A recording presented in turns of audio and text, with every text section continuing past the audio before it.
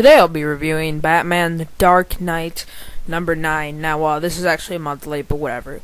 Now this follows a Talon who talks about basically his life a bit. Now, it starts out he is actually fighting Lincoln, who is actually Batman's brother, or allegedly, or something, I don't remember.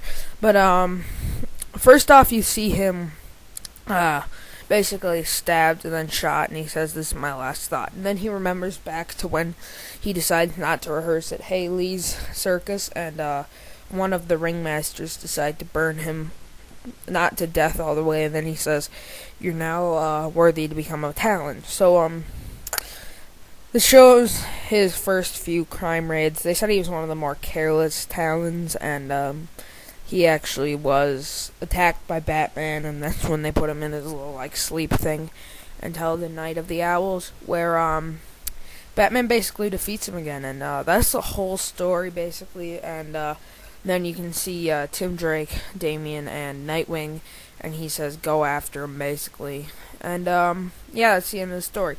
But the front cover showed Tim Drake punching a Talon, and that was very disappointing for me, because I didn't think I thought this would be like a Tim Drake, fighting a Talon the whole story, and using his detective work to go around. This was nice because it was a one-shot, kind of a one-shot, you wouldn't have to read any of the other Night of the Owls, but I was just very disappointed that this wasn't about Tim Drake. That was my main disappointment with this story, but I did think the writing and the art was really good. Reminded me of something you'd see in Nightwing. Reminded me a lot of Nightwing issue, I don't remember, 7 or something like that, where you meet Tim Drake's great-grandfather. That was pretty cool.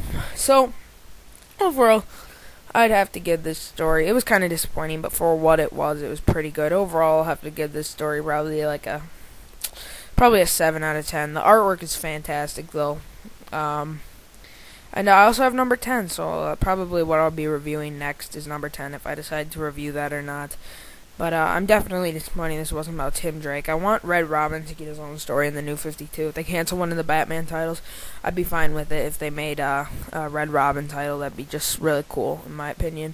So, overall, if you want Red Robin in a story, this is not your story.